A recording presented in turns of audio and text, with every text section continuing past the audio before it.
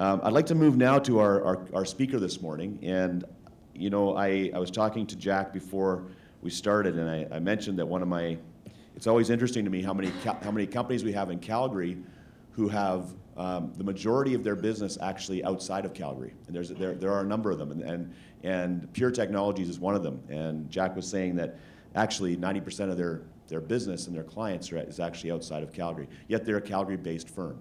So I always find that exciting. I love to see companies that are actually exploring opportunities outside of our little bubble here in Alberta and seeing some of the world and the opportunities that exist.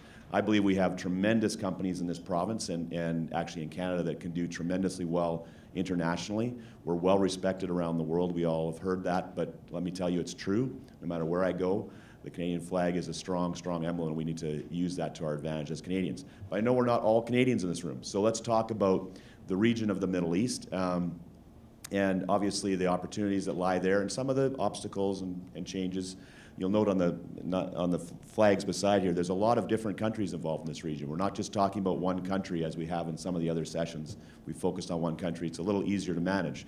This is quite complex, so our panelists will be key to us, as will Jack's comments as well. Let me give you a quick introduction to Jack Elliott. Jack is the President and Chief Operating Officer of Pure Technologies Limited here in Calgary, professional engineer with a degree in civil engineering from the National University of Ireland. He joined Pure Technologies in 1996 as Vice President and was responsible for business development, sales, and operations, and obviously has moved up the ranks over the years and now heads up the organization.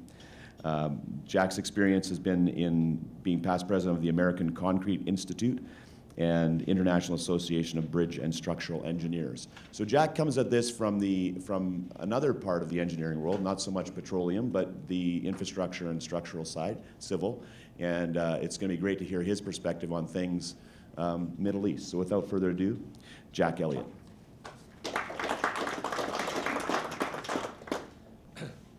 Okay, I had two surprises this morning. The first was one for the Rainmaker guys when I produced a video file that didn't fit any formats known to man, but they worked very hard to get it operational, so thank you for that. The second surprise was to realize I was actually the keynote speaker. I didn't realize that. Anyway, I'm glad to be here, and it is an oil and gas petroleum show. We do have some activities in the oil and gas sector I'll refer to shortly, but most of our business is actually in the water, wastewater, asset management, bridges, monitoring bridges and structures, including buried pipelines to make sure they are, we can extend the life of those assets as much as possible. To give you a kind of an oversight, well, I'm going to talk about two countries specifically where we've had experience. One is Libya, where we've been active for the last 10 years. Hugh mentioned the issues with Iran. When we went to Libya, first of all, it was a very similar political situation to Iran as a result of its blacklisting and sanctions. That affected how we did business over there significantly. We had to re-engineer our products to comply with the U.S. sanction laws because it limited U.S. components to less than 10% of the product. So we had to rebuild our systems to actually fit within the law. We took U.S. legal advice to help us with that, so we didn't go offside. And with Iran, currently, we've had lots of inquiries about Iran, and our current policy is we have no intention of going there at this particular point in time because of the issues that are, I think, still coming to a head. And you know, there's a lot of business in Iran, but there are certain issues in relation to payment and obviously making sure you're on the right side of international and also, very importantly, U.S. law. So I'm going to give you a quick overview of our company. We're a Calgary-based company, publicly traded, small company, but growing quite quickly. Our revenues have grown, I would say, from about $8 million 4 years ago to $40 million or so this year. All of our business, 95% of our business is outside of Canada. We have a very strong presence in the U.S. We went public through the old Alberta, what was the name of the Alberta Venture Capital Pool? Yeah, in the early days, through a reverse takeover of another listed company. We've been very fortunate, being located in Calgary, to have the support of a lot of people in Calgary who've sort of invested in the company, have been very patient as we were building it. It's taken quite a while to get to where we are, so let's see. we've got here. So our focus is on developing innovative technologies and services for inspection, assessment, and management of physical infrastructure.